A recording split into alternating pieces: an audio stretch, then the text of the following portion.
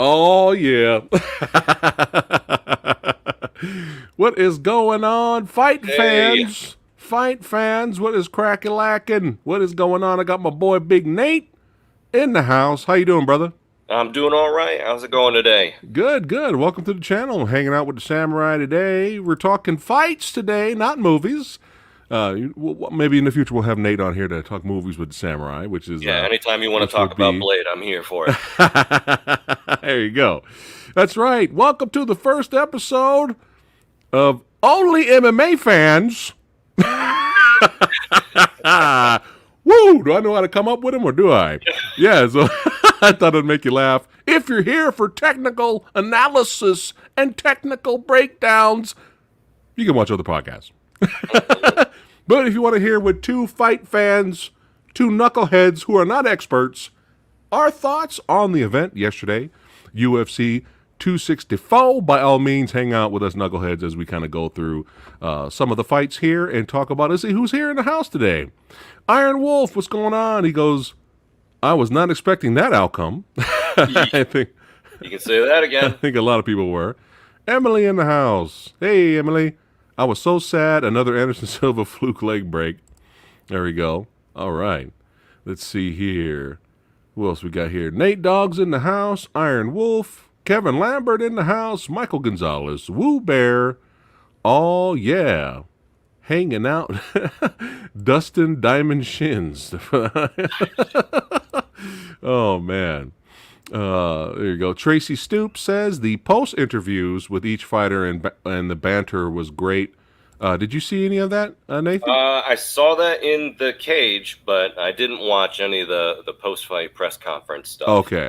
Yeah, I didn't get a chance to really see that either. But yeah, it's cool having some of the badasses, the Movie Dojo Army and fight fans showing up just to hear us two knuckleheads rant and talk about some of the fights. Neenan, what's going on? We got Neenan here. We got Raider Nation Callie in the house.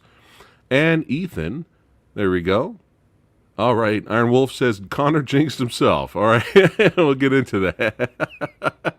What did he say? He said something about he's going out in a stretcher, and he ended up going Yeah, out in a stretcher himself at the end of it. multiple times he was saying he was going to be throwing Moida shots. He's going in there to Moida, Moida the other guy. Moida shots. He didn't All right. quite Well, murder him, though. yeah. Let's get into it a little bit here. So we have some of the prelim fights. We'll go ahead and talk about it. Man, what do you think of this guy right here? Who do we have here?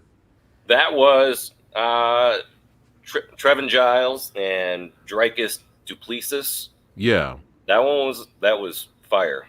Unexpected. Yeah. I've never seen Giles before. Have you seen him? No, I think I recognized the name, but there were Okay. a bunch that were on the prelims that were relatively new to me.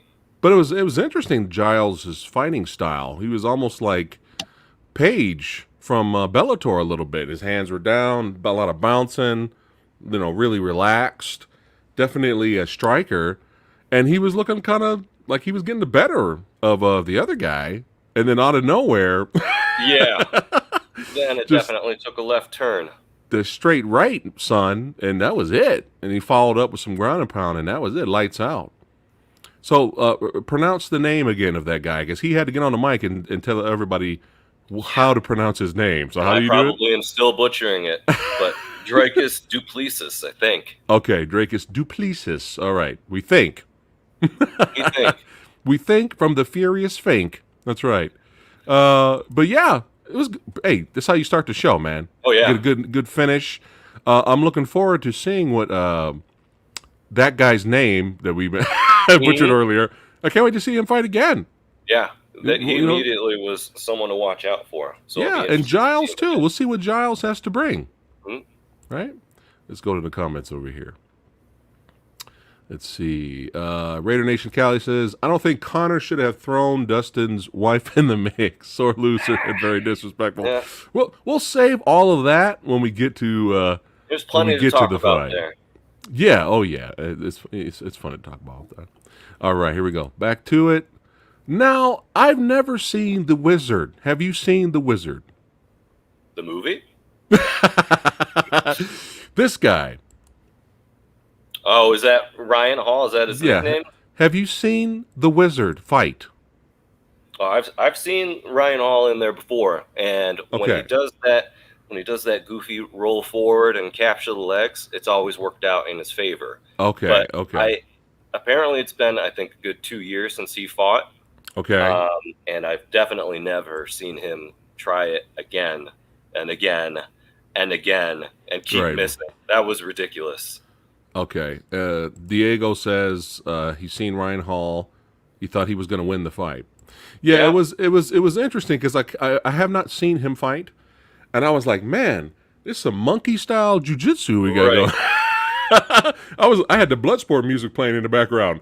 Kumite, kumite. He's got kind of a Chase Hooper reputation, I think, so far, where he's definitely more of a grappler than a striker, and it was evident last night. But it was it was amazing to me that he kept trying to do the same thing and was relaxed and not worried at all. Yeah, like he was just like a lot of commentary in the he lead looked up. Bored. Yeah, exactly. A lot of people were saying, even in the weigh-ins, all the promotional stuff leading up to it, just seemed bored, not even interested in being there. And that was kind of, honestly, I wondered while watching the fight, does this kid just not even want to be here? I don't understand. That's the thing. That's what I was asking. Is this how he fights? Does he always look bored, uninterested, not really worried? Maybe that's just how he looks. Yeah. I don't know. I did enjoy the fact that he came out to The Who's Pinball Wizard song, and that was fun. You know, fighters, if anyone's watching, spread this out, please. Okay? With all the awesome, amazing, badass music we have out in the world, could you somebody please come out with some cool fucking metal, you know, please stop the auto-tune or the ballads or the whiny, soft. Can we come out to something cool, please? Can we come out to something cool? You know what I'm saying? We'll be pleasantly surprised when the first fighter walks out to Brand of Sacrifice. That'll never happen. But I think what was funny about the Ryan Hall fight, though, did you hear Joe Rogan destroy the audience? No. My God! What was he saying? Just it was hilarious. Criticizing people booing at the grappling. Yeah, he called them. Don't quote me on this, but it was something like he called them uneducated mouth breeders or something like that. Because if you think about it, it was like, yeah, his style is awkward, but he was still going for moves. It was just odd looking. It wasn't like he was just laying and praying and not doing anything. Which we'll get to the Wonder Boy fight a little bit later. We'll get to that a little bit later. But yeah, I mean, it's like he was going for heels and grabbing the feet. Like it wasn't like he was just standing there. But the audience was like, they weren't having it. No. But yeah, the monkey style jiu-jitsu grappling attacks did not work, and this dude pounced on him and beat the shit out of him and knocked him out. And it's funny because I don't know if you heard, he asked what happened. Did you hear that? Oh, he didn't even know that he had gotten knocked out? He didn't even know he got knocked out. Yeah. Yeah, when it happens, that referee is the best ref. He's my favorite ref. Was that Dean that did that one? He's one of my favorite referees. Here, let me bring him up here. This guy in the middle. No. I keep forgetting his name. I'm sorry about that. Chat, let me know if you know this guy's name. But this ref is like the greatest ref ever because he's never made a mistake. He's always on point, but he sounds like the nicest guy ever. He's like, "Hey, how you doing? You know, TheFuriousFink, how you doing? You okay? Everything okay? All right? Hey, I need you to get your hands off the cage. All right? How's your mom doing? Good? All right, good. You want to go for a coffee later? You got knocked out. You got knocked out. Okay? It's okay." But he's like the nicest dude. Like, you know, get kicked in the nuts. You all right? You know, it looks so funny, man. Like, this guy's hilarious. But he's actually a badass in real life, but he never makes mistakes. I love that guy, man. But yeah, let me go over to chat. Herzog. Yes, thank you, Raider Nation. There we go. Yeah. Boom. There you go. This guy is my favorite ref. I like this. I have several favorite refs, but that guy is my favorite right now because he's just so funny. Yeah. So we'll see what happens, Mr. Ryan Hall here. Let's see what happens. He's gonna have to be a little bit more active next time, I think. Yeah. Maybe throw some punches. Yeah, or at least mix it up. Yeah. You know, maybe that's why the audience was booing because he kept going for this. Well, yeah, it was just ridiculous. It was the same, just rolling forward repeatedly. Yeah, yeah. This right here, this fight, Carlos Condit versus, what's his name? Oh, that's right. Max Griffin. Max Griffin. Yeah. Now, okay. What are your thoughts on this fight? My thought is, why is Carlos Condit still fighting? And just considering the fights that were on those prelims, the fact that that was the main fight of the prelims, right? I don't know. I've heard good things about Carlos Condit, and maybe I was jumping onto UFC late, but I think I had missed the height of his career. Right. Because the majority of the fights that I ever see him in, they're really not that great. Right. I would recommend you check out his fight against. It was a title fight between him and Robbie Lawler. That's a fight. that was a bloody war. That's a fight you got to watch, man. So yeah. But I mean, the guy's been around for so long. But here's the odd thing during this fight. Obviously, he's here this is a gatekeeper fight. This is a gatekeeper fight. Let's put a veteran in there, a name everybody knows, to get the younger talent over. That's what this is. Yeah. But the funny thing is it looked like he was going to get finished earlier, and then Carlos he was fine, and he actually did good. Right. Like in the second round, he was actually doing pretty good, and I was like, wait a minute, if this young buck can't beat an old veteran, I don't know. I'm not too sure about this young buck. You know what I'm saying? Like, I don't know about this guy now. Like, because I kind of expected. I mean, Carlos is tough for an old man, for a fighter. He's for definitely a fighter. durable. For a fighter, he's up there. But I don't know. I was less impressed by the young buck than Carlos, because I was just like, come on, man, you can't finish this guy. Right. He's coming back. He's beating you up now. What the hell? I don't know. And he's like acting like he won the championship at the end, and I'm kind of like, I'm not impressed. That's all I'm saying. I'm not really impressed. If he would have finished Carlos, that would have been like, all right, yeah. Even if Carlos is a veteran, still he got to finish. Right. But when he just didn't seem too hungry to go in for the kill. No, it's like when Carlos survived the onslaught, and then he did fine. Carlos did fine and was okay towards the end of the fight. So it was kind of like, I don't know about this new guy.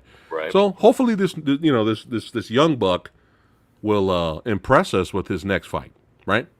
Because no one's going to want to see a guy who couldn't put Carlos away. No one's going to be excited about that. See, Iron Wolf agrees. Classic gatekeeper fight here. Yeah. Right. There we go. All right. Oh, now let's get to some fun stuff here. Hold on. Let me make sure I click on the right one here. Yeah. All right. Yeah. I go. thought for sure this was going to end up being the fight of the night. It wasn't really up to that, because there were definitely fights on that main card that obviously outshined that. But Nico Price, man, he's tough. Versus?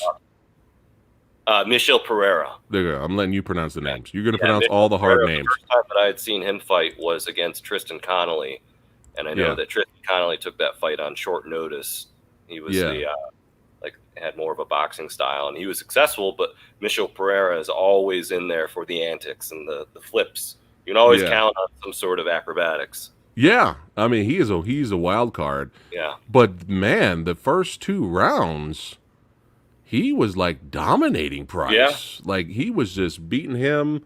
Like, he was the speed, everything. Price couldn't keep up. He kept getting punched in the face. Right. I mean, I was like, dude, this is going to be total domination. And then out of nowhere, even the commentary crew were kind of pointing out the fact that, what's his name again? The other guy. Michel Pereira. Pereira was breathing really hard. Yeah. It was kind of slowing down. And I know that's been consistently a question, his gas tank. Yeah. And a lot of it has to do with all the theatrics and the acrobatic stuff that he does. But he's toned it down. Yeah. But it does still seem like the cardio is an issue for him, maybe. Yeah, it's like, I don't know, maybe he shouldn't be doing the flips. Like, right. We enjoy it. We enjoy the craziness and, flying off the cage and doing all this stuff. I don't know. But we'll see what happens with him when he fights the higher talent. Yeah. We'll see what happens. But Price gave it to him, man. Oh, yeah. Like, it was looking. Price is tough. He stole that third round. Yep. I think for a second there, he actually thought he may have pulled off the win when they both raised their hands at the end. So what are your thoughts on that? Because my takeaway was that Nico did win that fight. If this was Pride, I was shocked that it was a unanimous decision in favor of Pereira. That was a little weird. But if this was Pride Fighting Championships, shout out to Pride FC. I miss Pride a lot, and I'm not saying that because I'm considered a boomer.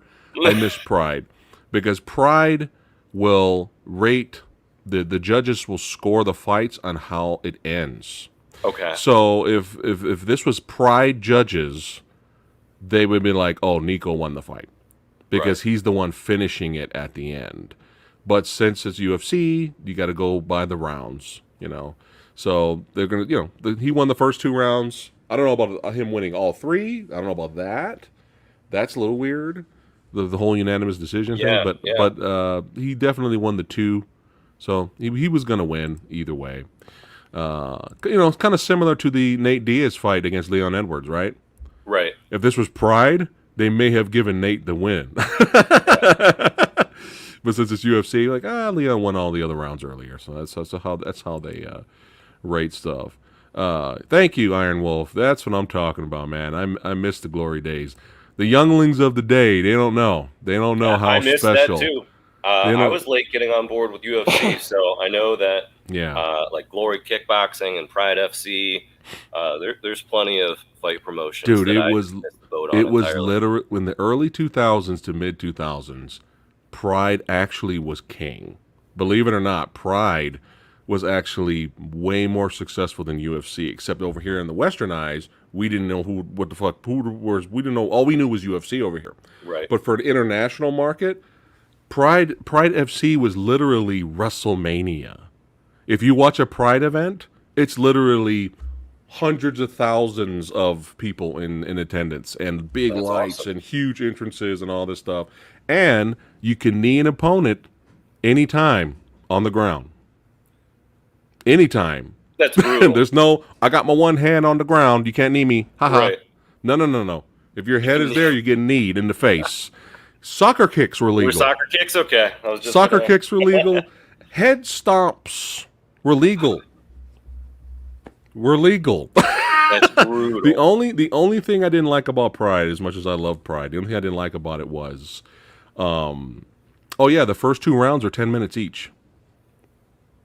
And then what from there? Huh? What's it after that? Then after 2, if it depends, they'll do another. They'll do like a third round if needed. Okay. So sometimes it would just be 2 rounds, and then you had the Grand Prix tournaments, bro. What Bellator's doing right now? Oh yeah, it was Pride's been doing that for years. You fight twice a night, it's insane, dude. It's nuts. But the only thing I didn't like about Pride was I wasn't really a fan of the ropes. I kind of like the cage more. I like cage fighting more than ropes because sometimes I get tangled up in ropes and then have to reset the fight in the middle. That's the only thing I didn't like. Another thing I didn't like was there were no elbows, which didn't make sense to me. You can soccer kick someone and head stomp and knee whenever you want, but no elbows. That was the only thing I didn't like. But other than that, Pride FC all the way. That's the one thing that I wish that Bare Knuckle Fight Championship or BKFC, whatever those letters stand for. I wish they had elbows. So one thing that I think would be awesome, I know it's all just stand-up striking. Right. Why aren't there elbows? If there were hammer fists and back fists, I think that would be a lot cooler. Oh, yeah. I think maybe one of the reasons why they didn't have elbows was because they cause cuts easily, and then they have to stop the fight sooner. I don't know.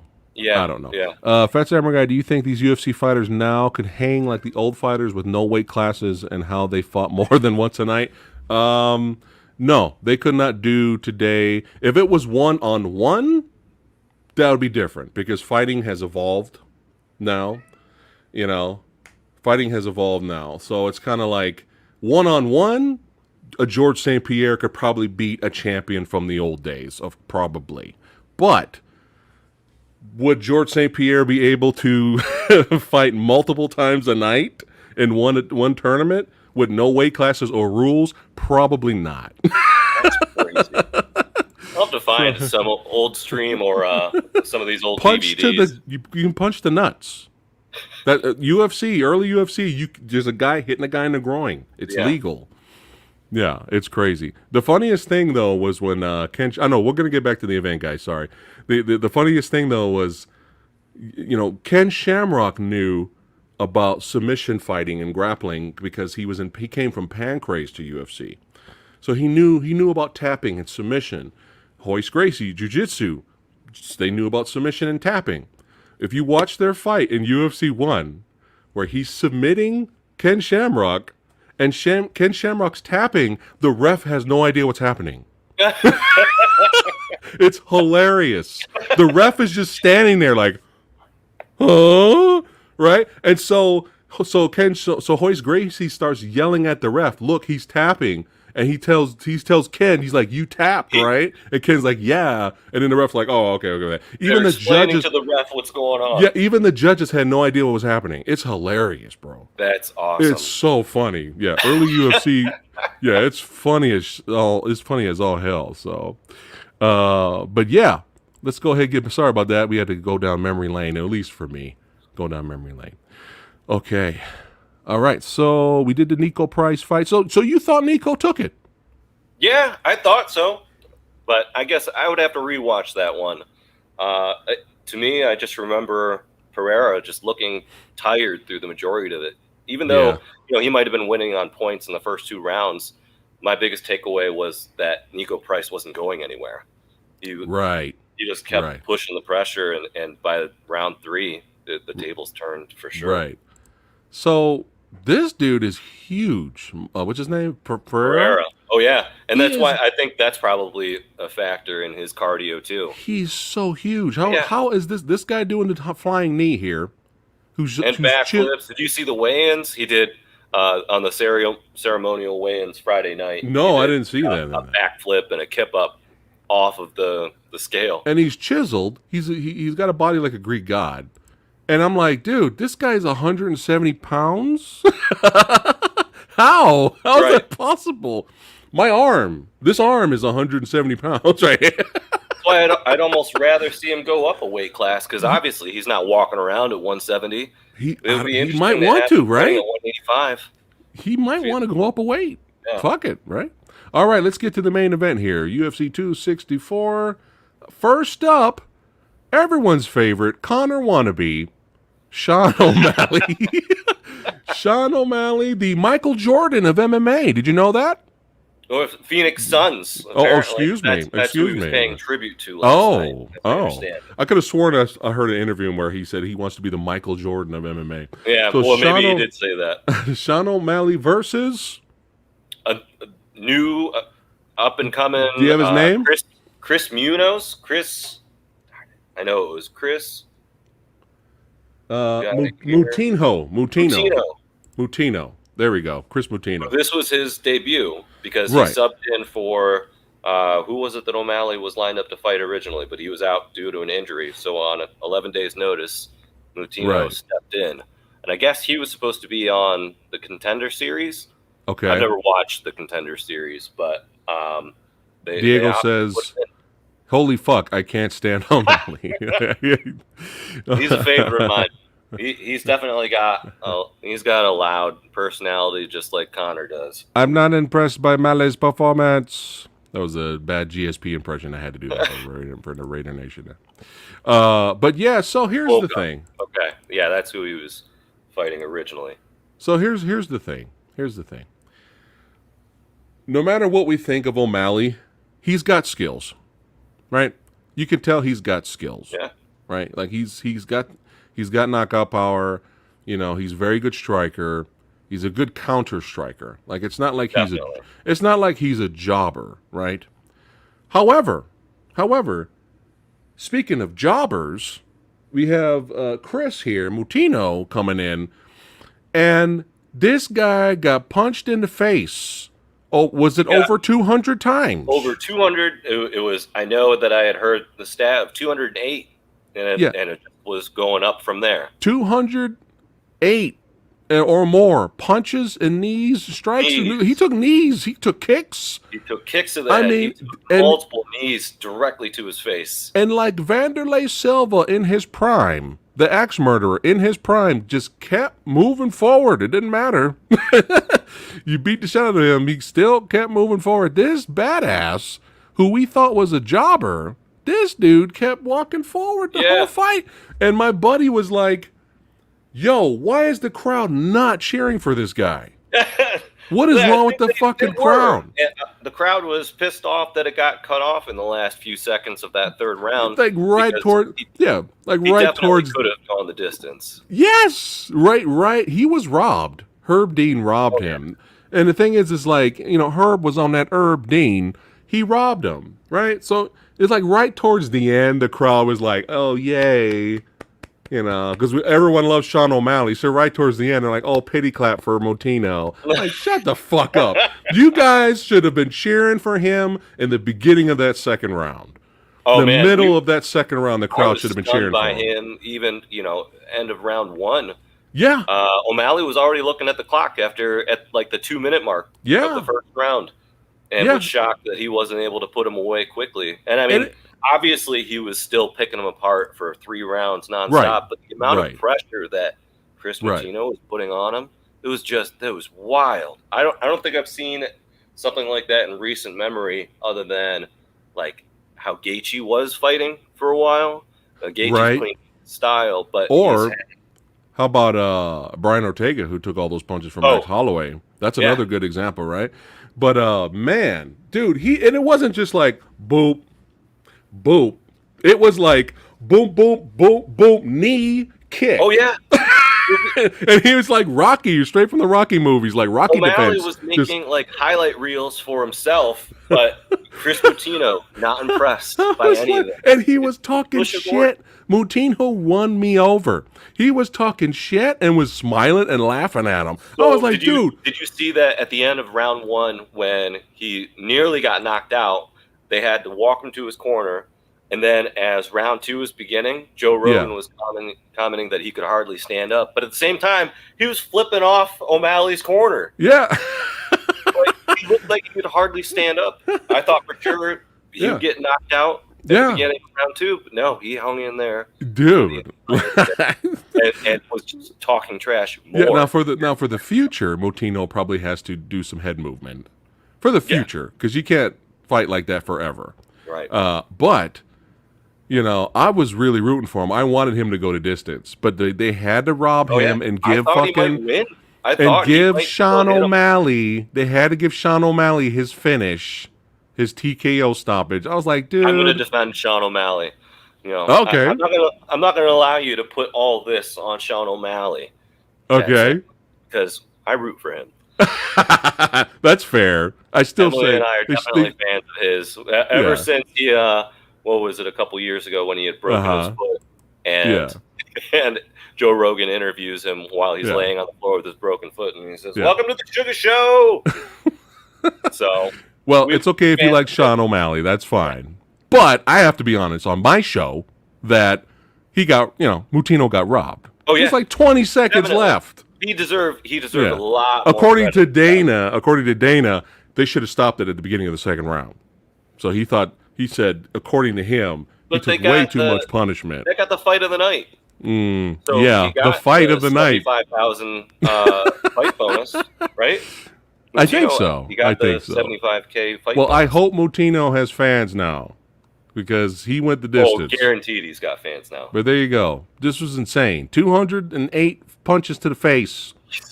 It was insane. Oh, yeah. I am definitely going to be looking out. Now, does this question... Since you're the Sean O'Malley fan, does this question, well, he couldn't put away a jobber, is he really that good now? I don't know. I don't think he's ever claimed to have knockout power himself.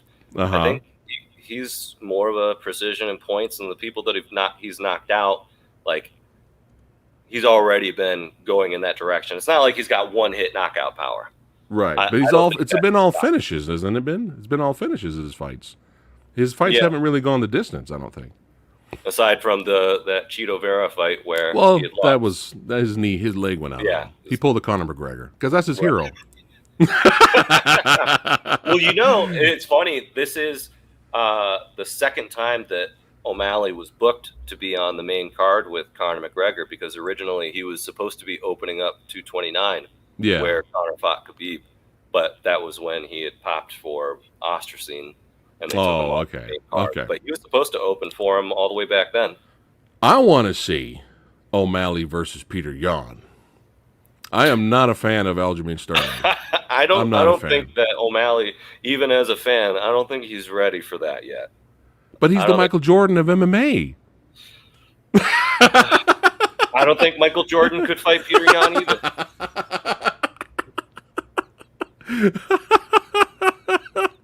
Oh, we're having fun here today. But yeah, we'll see what happens. Hopefully he fights a tougher opponent in the next, give him some... Because I want to see him tested. Yeah, I'm hoping that they make... I would see him with Dominic Cruz. I could see that getting made. That would be interesting. Yeah. Because they're both counter strikers. True test of his skill. Yeah. He's got to win me over by going through adversity and overcoming it. Right. That's how I usually become a fan. You know what I mean? So we'll see what happens. I might be a fan later. We'll see. I might join the Sugar Show. Or I'll just be a hater. All right, here we go. Let's go to the next one. Irene Aldana versus Yana. I'll let you say that. The rest of Kunitskaya. There you go. Now, Yana, she mostly known for submission grappler, right? I don't know.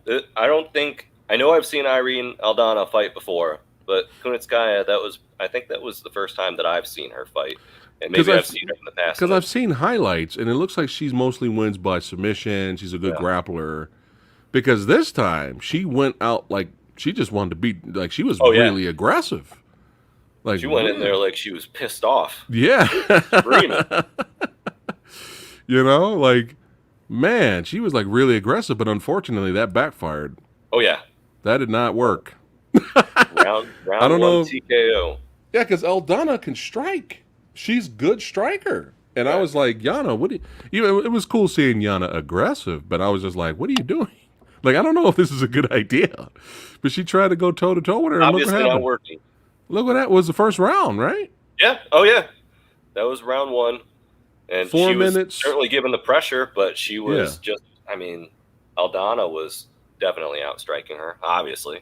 And once she was on top, that was all she wrote. Yeah, 4 minutes, 35 seconds in the first round. That was it. Lights out. Yeah, so that was a bloody finish, too. Yeah. Speaking of bloody finishes, I don't know, this isn't on the main card, but did you catch the early prelims? No, I missed it. So circle back. You'll want to watch the Jessica Ai fight. I saw the highlight of it. That was insane. That was real bloody. Like right here, right? Oh, yeah. She got a gash right on the top of her forehead because their foreheads had clashed. Man. So once that opened up, it changed the whole fight. But it was interesting because we're on the fence with our fandom for Jessica Ai. I know that she's trained and strong style in the past, but then switched to a different gym. Yeah. But this is probably the toughest we've seen her in there recently. And it seemed like at the end of round 3, if it was a 5-round fight, I could see it going a totally different way than it did. So I'll be all right. It looks like she's cleaning up her fighting, and I'll be interested to see her fight again. Cool. See, that's the thing is like even if they lose, if a fighter puts on a performance like that, like kind of like Nico Price did at the end. Considering that half of the 15 minutes she's in the octagon, her face was just full of blood. But she was in it to win it. She was still pushing. Yeah, it's like even if these fighters still lose, they're still winners to us fans because they put on the performance of a lifetime. You know what I mean? So it's like excitement. And I always thought about that with Conor. Like if he can't win anymore, if he puts on amazing matches, he'll still be a winner to everybody else. Like people will still pay to see him. They'll still cheer for him. You know what I mean? Like that was Cowboy Cerrone for a while. That was Cowboy Cerrone. It was like, man, That's also why I'm a little bit worried about as tough as Chris Moutinho was on his debut. If he doesn't change his style, he's going to end up just like Cowboy Cerrone with probably a much shorter career. Yeah, that's what I was saying earlier. I was like, man, he needed to put some head movement in there or something, because I was just like, you know, there's only one Justin Gaethje. You know what I mean? Right. And even Justin Gaethje kind of evolved a little. Oh yeah, you know what I mean? He's not standing there just getting punched in the face because he can. You know what's a great song? Ministry, Punch in the Face. Have you ever heard that song? No. I highly recommend it. All right. Look up Ministry. I've been wanting to listen to more Ministry, actually. Look up Ministry, and the song is called Punch in the Face. It's fucking phenomenal, and I want a fighter to come out to that song. Punch in the face. Punch in the face. You need a punch in the face. It's fun. Someone's hire me, please. Sign me up. All right. Not to fight. You got a man at party. Yeah. I'm too old, man. I'm too old. Corner one of these fighters, and then you can choose their. Yeah. But yeah. So yeah, Yana got starched. But I had such a smile on the next fight. Oh man! Oh, I was. We were so happy about this. I was so happy. We got Tuivasa versus Greg Hardy. Greg USADA approved inhaler Hardy. Yeah, man. Oh man, I was so happy. This felt so good. Yes. To see him knocked out. Yeah. Bad too. Yeah. And with because I think Tuivasa, he's so tough. He's like the new Mark Hunt for us, really. Right. And I love Mark Hunt, you know, but it's like, you know, with these two dudes, I was like, someone's getting knocked out. There's no way this is going to decision. Right. With these two guys and their knockout power. And man, he got clipped by Greg early, and he kind of wobbled a little bit. He had a little bit of the stanky leg. There's a little bit of the stank. He was chicken legging a little bit there. And then he just came back swinging, and man, that was it. Yeah. Left hook clipped him like so hard that his eye was closed up. Did you see that after? So Greg Hardy got knocked out, but then his left eye was completely swollen shut right after that. He clipped him. Here we go. We got some highlights right here. Yeah, look at him doing the dance right there. That's what I'm talking immediate Chewy. Right on the octagon. I'm a big fan of him, but I probably wouldn't do a shoey with him. But no. Did you see as he was walking out? So all the other fans were giving him more shoeys. There was someone that squirted in a bunch of Dustin's hot sauce. What? And then Tai Tuivasa was shocked by what was that? Is that why he did that? Yeah. So gave him the shoe, and you could see him squirt some hot sauce in it, and then he downed it and goes. So if anyone doesn't know what we're talking about, it's a New Zealand tradition called the shoey. You pull the beer in the shoe. Yeah, someone's shoe, not a clean shoe. Right. It's not like he's taking off his shoe in the octagon because they don't have shoes in there to begin with. So that's somebody else's shoe. So that's why he did that. Yeah. I don't know why he did that. Oh my God, that's hilarious. Oh my God. But yeah, seeing Greg Hardy get starched early, the so-called Kraken, whatever he calls himself, the Prince, whatever. Right. Now this is another guy. My camera frozen? Screw up. Hold on. Can you still hear me? I can hear you. Okay, hold on. Let me fix this. I'll keep talking. All right. So there we go. We'll see what happens here. See if we get lucky. It might just be you. It's the TheFuriousFink show now. But yeah, it's like this guy too, Greg Hardy. Like, I'm not a fan of his, but the same thing. Like Sugar Sean, if we see him go through, some shit and come back and show heart and show skill improvement, I might end up liking the guy later. And honestly, I feel like I don't like him. So I'll be honest about that. But I do give credit to Greg Hardy because it seemed like over the past year, every fight that I would see him in, he was fine-tuning some stuff. I think he's getting better and better. But it felt good to see him get knocked out. Especially by someone who's got such an awesome personality like Tai Tuivasa. He's a good showman. Yeah. I was very satisfied by that. Let's check on chat here. Oh, go on here. We'll see. Emily, ew, he did so many shoeies. Yeah, he's got some. Man, I did not know. The Prince of War. That's what he calls himself. Oh, there we go.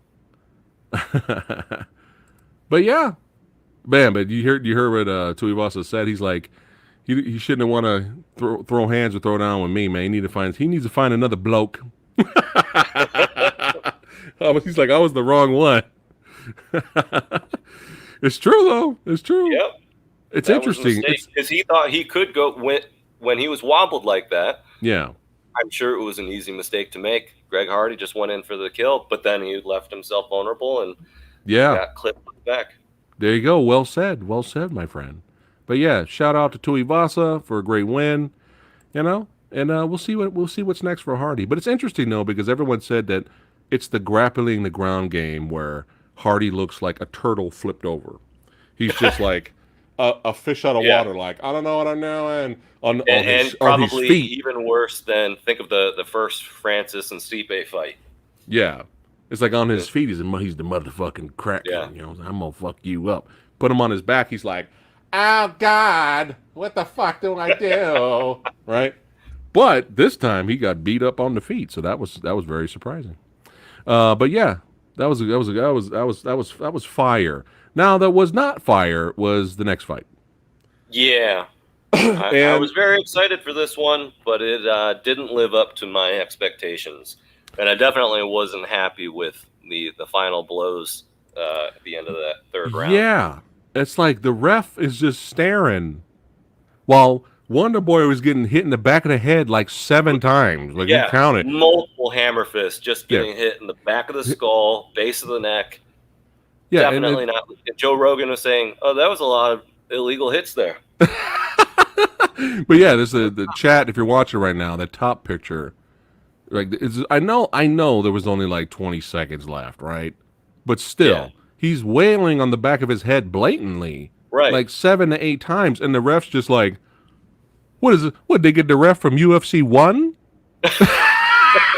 Just standing there and just, oh, what am I supposed to do? It's like, dude, what are you doing, man? Because it was unnecessary. Because he's like, we knew Gilbert won.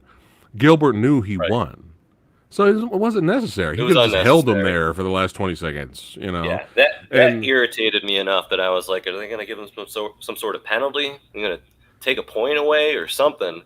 I'm sure he'd still win, but that was tasteless. Yeah, but it's just annoying. It's just at least the ref could have said, "Watch the back of the head." That's all he had to do. He didn't have to stop anything. He's like, "Watch the back of the head." That's all he has to say. We need a second ref behind that ref to tap him on the shoulder and tell him how to ref.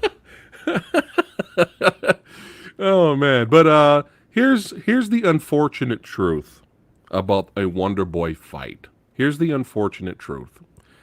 Gilbert Burns is still a beast. He's still really good. Okay, he's an animal. All right. And, he did beat Wonder Boy tonight. It just wasn't an exciting fight. I was losing patience because with all the grappling and stuff, he kind of wasn't that active on the ground. Like he was moderately active on the ground. He'd do some body shots, but all 3 rounds just ended with him against the cage, right? Yeah, and it's like when he wouldn't go for the mount and do some ground and pound or maybe go for submission. It was kind of tap, tap, tap. It was just kind of like, I think that's why the crowd was booing, and I think that's why Dana was kind of not happy with this fight. Oh, yeah, I can see that. But here's the unfortunate truth. Wonder Boy, I'm a big fan of.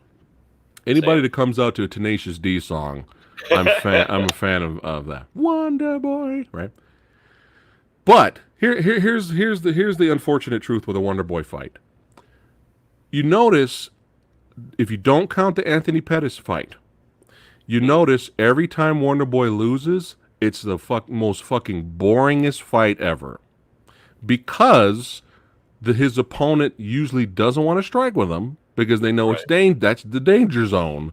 Because Wonder Boy could put people to sleep. Right. Okay. And he was looking for that. He was trying to get that high kick or spin kick. So what they do is they'll grapple him and keep him grounded, which makes it for a boring fight, which showed tonight. It showed with the 2 Tyron Woodley fights, or at least the second one, really.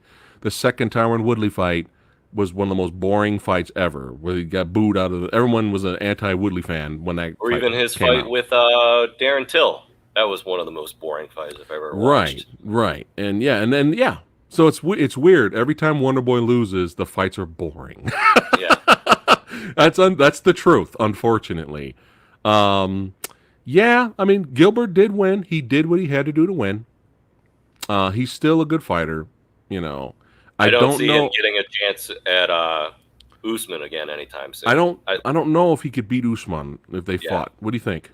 Oh, I don't think so.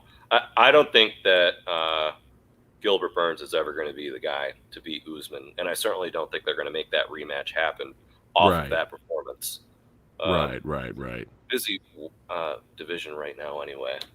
Right. Yeah. He called out. Did he call out Masvidal?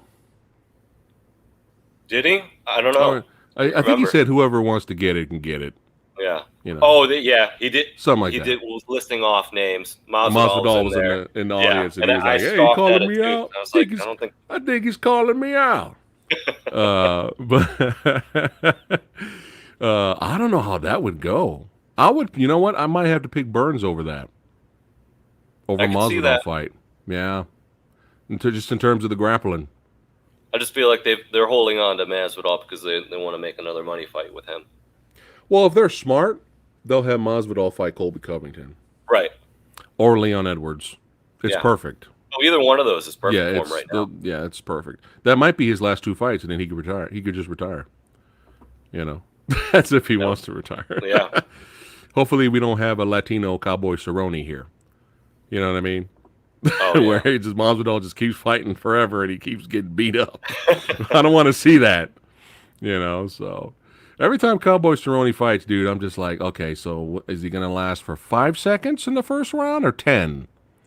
You know, it's sad because I like, you know, he's an exciting fighter to watch. Oh, yeah. But I'm tired of seeing him getting beat up. But, it's rough. You know? I would like to see him fighting Tony Ferguson again.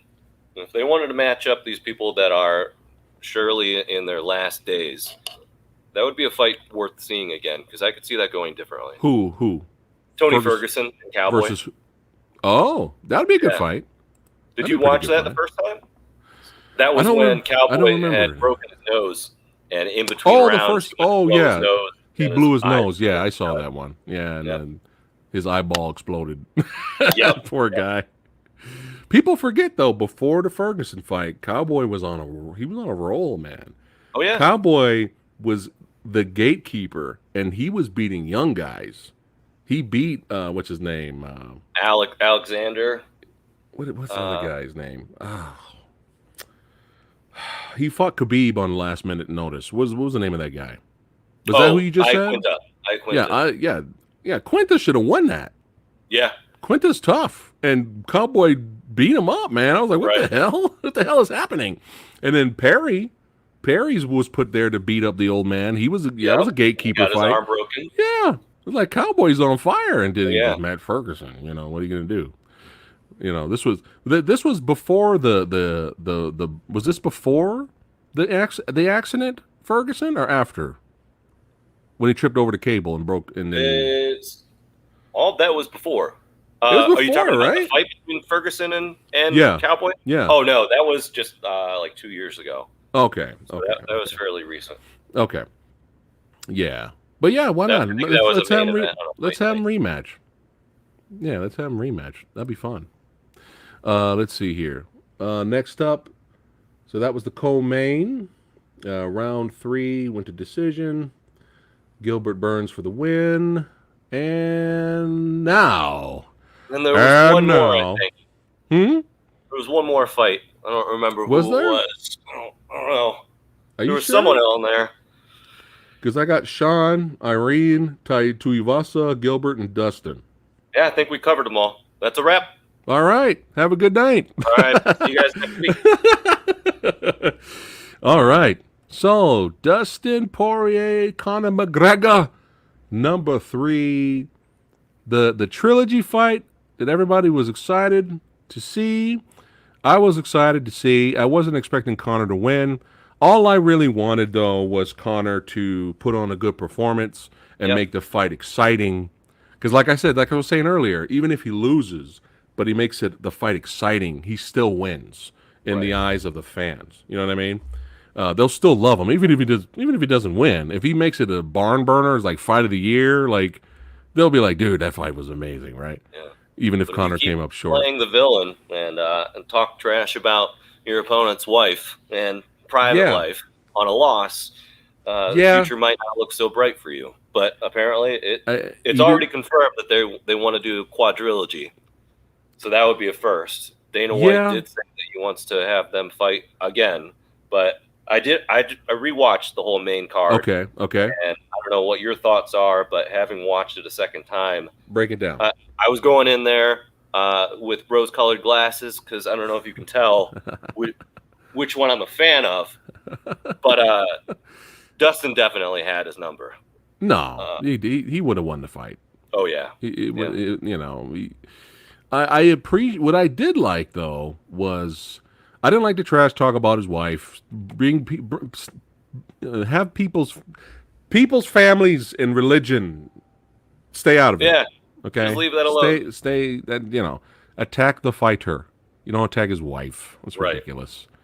But I did like Conor's urgency to win, which may have been his downfall because he just came out the bat throwing the low. The last two fights now. Yeah. So on their second fight, he had rushed in, and Herb Dean even had to stop him. You remember that? Yeah. He had to reset him because he was rushing in too early. Yeah.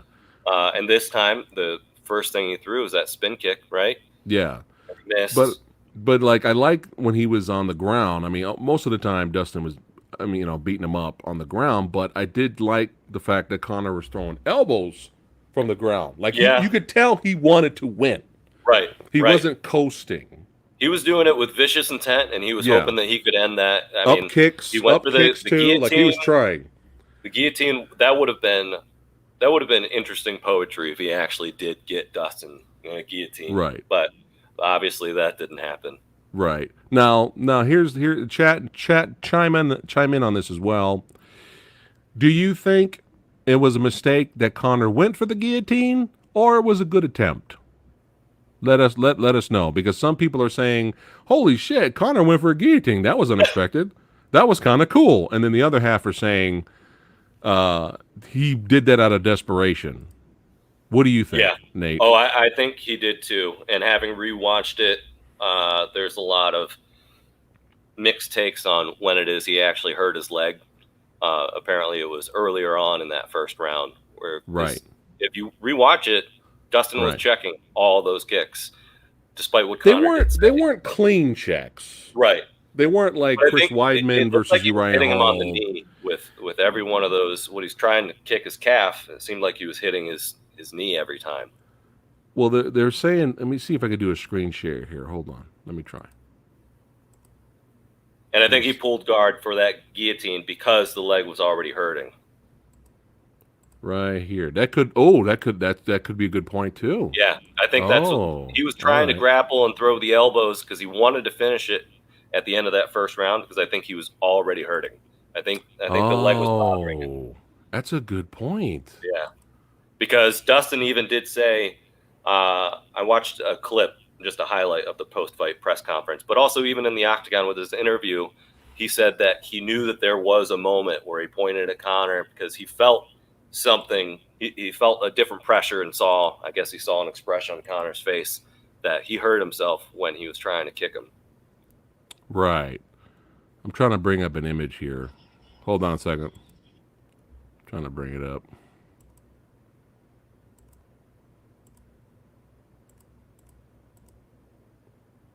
Can you see chat's comments if you want to read them out? What do we got here? A for effort, F for thought.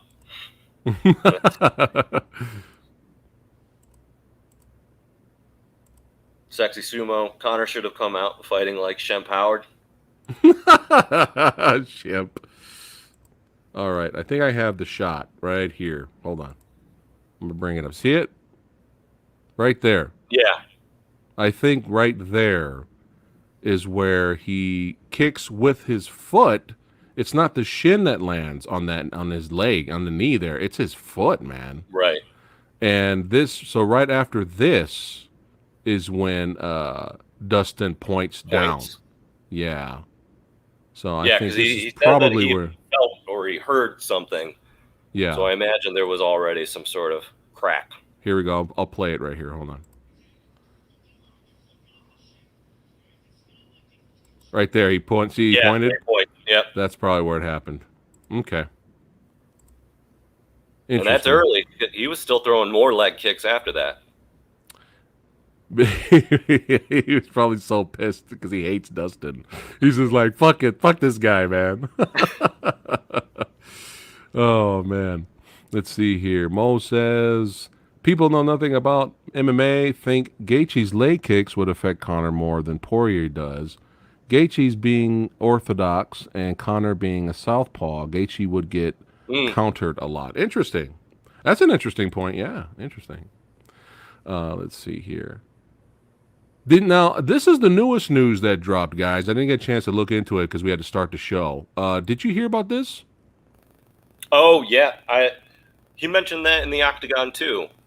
He was mentioning that he was pulling on Dustin's glove, trying to hit him with, trying to hit him with up kicks or knees. So I assume that was when he was on the ground and he was grabbing for Dustin's glove. Okay.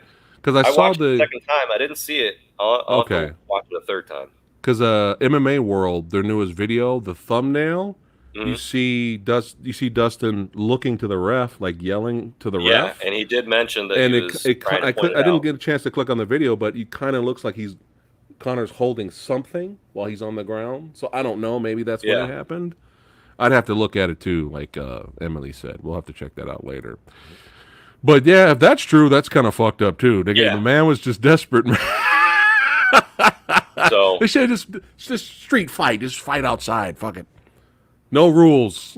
I definitely don't see any arguments against bare knuckle. They should just did bare knuckle. But yeah, that was pretty much. Let's see. Hold on. Rick says you can see Conor start to drag his foot immediately after. Did you see that? I didn't see that. Okay. Did you notice that? Yeah, he said he started to drag it a little bit after that. So I'd have to rewatch the fight too. Hold on, sorry, I'm clicking on the wrong here. Hold on a second. Here we go. Conor pulled on Khabib's gloves in their fight too. Yeah, I think that's true. Yeah, interesting. Conor was a beaten man by the end of the first round, broken ankle or not. Yep, and that's why I have to admit that even though he was trying to finish it, Conor was obviously trying to finish it from the bottom, and he had a couple good elbows. Yeah, I like the elbows. I like that. Dustin was returning. So I want to see more. Going back with even more vicious elbows. I want to see more fighters do that. I want more elbows from the bottom. Right. I want to see that. I enjoyed that. I did like that. Let's see here. Now, if he comes back and loses again against Dustin, do you want him to retire, or do you want him to fight Nate for a trilogy? If they even make that fight again, because we're assuming that that's really going to happen. Dana White can say whatever he wants, and the two of them can say what they want, but who knows? Is Conor going to go on another 2-year hiatus? Yeah. I would almost rather see him try to go back into boxing if he wanted. Hopefully not one of the Paul brothers. I'd prefer him not to fight Logan Paul. You know that's going to happen. You know that's going to happen, right? That's going to happen. Let's not talk about that unless. But I have always said that I would like to see him finish the trilogy with Nate in a boxing match. I've always thought that would be interesting if they did it because a couple years ago they were talking about Zuffa boxing, which that never materialized. Interesting. But even if they did it under McGregor Sports and Entertainment, I would be interested in seeing him box Nate. That would be interesting. That would be kind of an interesting matchup, but it's not going to happen because he wants to have $50 million from Jake Paul. All right, let's get back to the fight. Can you imagine? Jesus Christ! So are you buying it that they'll do the quadrilogy? Obviously, that's going to be a big moneymaker, but if you rewatch, I thought Dana said it was confirmed. Oh yeah. Yeah, Dana said it's going to happen. So he did say it, but take it for what it's worth. Conor has only won one fight in 5 years. Right. Him not being active, I'm sure, has probably hurt him. You know what I mean? You got to be active, man. Yeah. You got to be active and be able to compete with these young bucks. And we were talking about this briefly in the lead up. It seemed like Conor was playing a character of himself, just like trying to channel old Conor from 2015. And it just doesn't seem like that hungry Conor exists anymore. I just don't think he's there. Yeah. It's Rocky 3 all over again, you guys. Somebody should have been Conor's Mick. He's like, I won all these fights. You won all these fights. They weren't setups, but they weren't killers like this guy. He'll knock you into tomorrow, Rock. I think we all knew that Conor was going to come into this fight throwing the leg kicks too, right? So based on the second fight, I think we all could jump to the conclusion that he was going to come back just like he did in the second fight with Nate, where he was throwing leg kicks like crazy. Yeah. But that was the upper leg. Now calf kicks are popular in UFC. Yeah, see? So, but Dustin's camp obviously knew that Conor was going to make that adjustment too. So Dustin just ended up being more prepared for it. He was more ready to defend it. Yeah. And maybe all that biking isn't the best for his legs. If he's going in there planning to throw all these calf kicks, then you should be conditioning your shins, I would think. Yeah. Maybe some running. Maybe. Exercise instead of biking all the time. Drink some more milk. But back to Rocky 3. I wasn't finished with my analogy. Like Mick told Rocky, the worst thing that could ever happen to a fighter happened to you. You got civilized. There you go. So hopefully for Conor fans and fight fans, Conor will have the eye of the tiger on the next fight with Dustin. Just stop talking about people's mamas. Stop talking about people's wives, Conor. All right? I thought it was funny that of all of the trash talk building up to this fight, the thing that apparently Dustin thinks he crossed the line with was the murder talk, which I thought was kind of funny because obviously nobody is serious about that. And I think, isn't that a pretty common trash talk thing? Everybody is going to trash talk. Like when Masvidal was doing this against Masvidal was doing this against Usman. He's like, boop. He's doing the whole. That was Dustin's line. He's not even upset about the wife being in Conor's DMs. Yeah, no, he's probably. It was the murder talk. It was the murder talk. Surprised by that. But yeah, when you injure yourself and you're beaten in the ring, the last thing you want to do is be calling your opponent's wife a hoe. It's just like, come on, man, you're making yourself look bad now. And can we stop this interviewing in the ring on the floor? This looks ridiculous. Yeah, I couldn't help but laugh at that. It is funny. I didn't think that they were going to do that. It is funny, but yeah, but you notice Joe ended it quick, right? He was just like, all right, that's it. We're gonna. But yeah, at first people thought Dustin hit him with a right cross or a left or something, and then that's what made Conor go back and hurt his foot. But Conor threw a punch and extended, and that's when this happened. Oh yeah. And it was ugly, man. It was ugly, And I know a lot of fans were disappointed. I totally get it. Yeah. Especially if you're on Team McGregor, I'm sure you're all disappointed. So right. It's just a bummer to see that happen to anybody. Yeah. If Conor stopped the trash talking after that, do you think Dustin would have been quiet?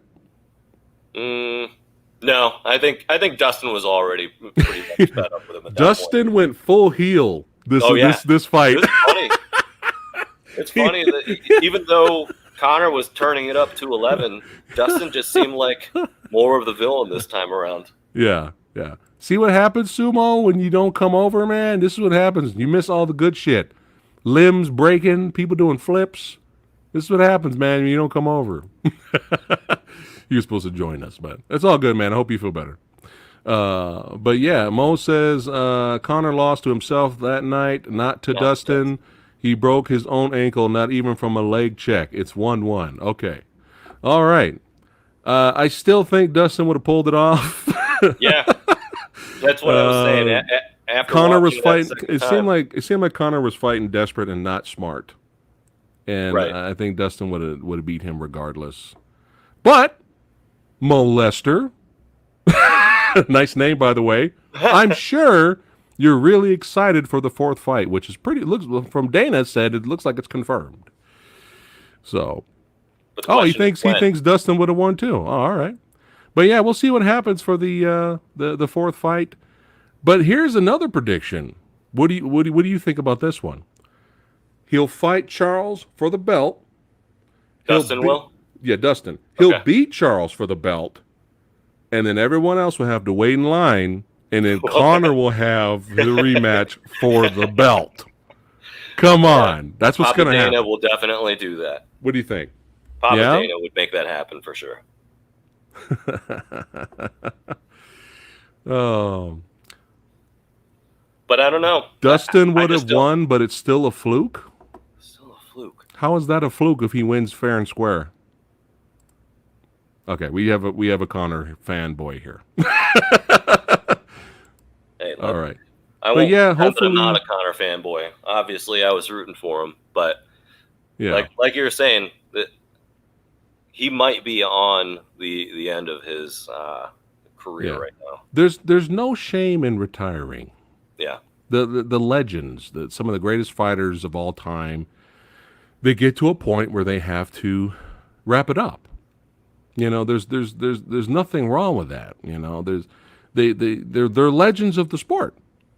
And it's unfortunate seeing a break like that because what happened to Anderson Silva after his leg break? Yeah, he was never the same after that. He had the awesome fight with Adesanya. That was a good crowd pleaser. But beyond that, he hasn't really.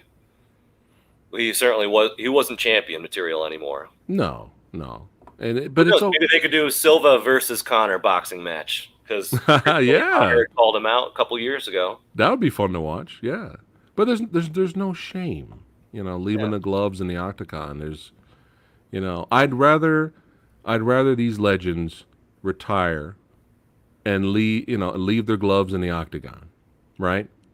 Than to keep fighting like a BJ Penn, right? And constantly getting destroyed and beat and broken. It's like we don't want to see these legends continuously, get destroyed. You know what I mean? Like it's we want to see them wrap it up. They're legends. They made their mark in the game, and it's okay. It's okay to hang up the gloves, man. There's nothing wrong with that. You know what I mean? Like Fedor Emelianenko, I'm so happy he's retiring. I'm so tired of seeing him get knocked out. Fedor Emelianenko is my favorite heavyweight fighter, but I'm tired of seeing him lose. I'm tired of seeing him with a glass jaw now. Right. I could knock out Fedor Emelianenko. That's how bad it is, okay? And he's my favorite heavyweight fighter, but he's got a glass jaw now. Arlovsky's still hanging in there. Yeah. It's shocking that he's going to retire soon, Mo. His next fight is his retirement fight, and then he's done. It's been confirmed. But yeah, go ahead. What were you saying? Arlovsky, he's an old dog that's still in there, and he's still got some fight in him. So I'm impressed to see that he's still able to. He still can hang with these young guys. Oh yeah. He may not win, but he can still hang. And Arlovsky's been around for a long time. Right, and as long as he's not taking a wicked punishment in there, I'm happy to see him fight repeatedly. But it's the Tony Fergusons and the Cowboy Cerrones who, for the last 2 years, they're just getting demolished, and you don't want to see that. No, we don't want to see that. That's why it would have been cool to see the Diego Sanchez retirement fight. Yeah. At least it was declared this his last fight. Right. It didn't happen because of, all that drama, but it's fine. Fedor versus Lesnar. Bellator would book that, actually. They would, This is my hero right now, actually. This is my hero right now, man. Old man strength. Against Jan Blachowicz, right? Yeah.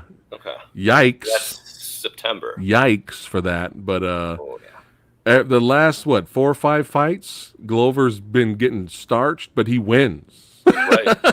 Right. He'll get beat up. You think he's going to get knocked out, and he'll somehow win. Like, Glover is He's the Brazilian Randy Couture as of right now. You know, he's like still kicking. I know Randy was a lot older when he was still fighting, but still, old man strength. Glover, man. I don't know if he's going to beat Jan. What do you think? Yeah, I don't think that's likely. I hope it's a good fight. And he's still hanging in there, but I think Jan is going to have that. I'll be interested to see what they do with Jiri Prochazka, because they did tell Jiri after his win over Dominic Reyes that he was guaranteed to get a title shot after that plays out. But we'll see. We'll see if he really gets to jump straight into a title shot next. I'll lose it, though, if Glover actually wins.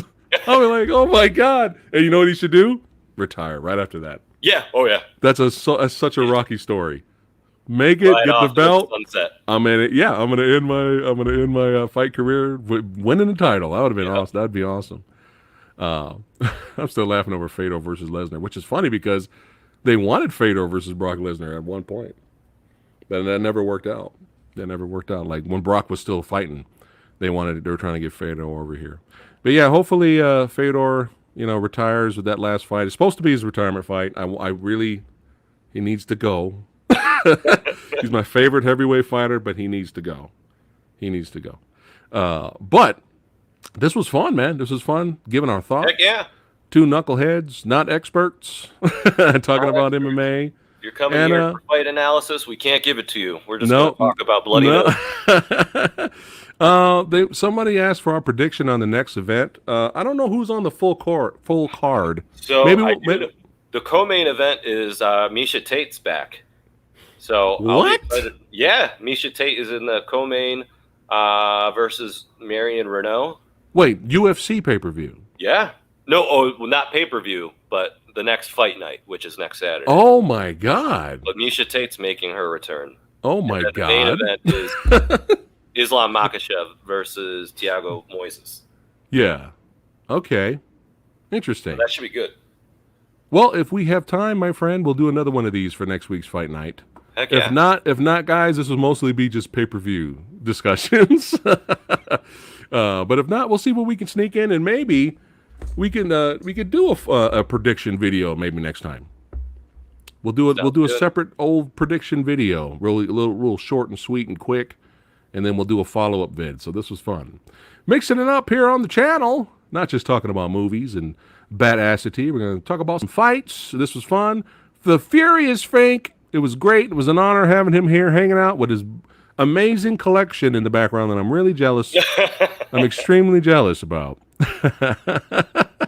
But yeah, we will have TheFuriousFink on again in the future, talking fights and movies. This was a lot of fun. All right, you guys, thanks again for watching.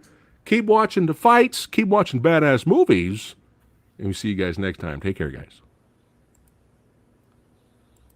Proper.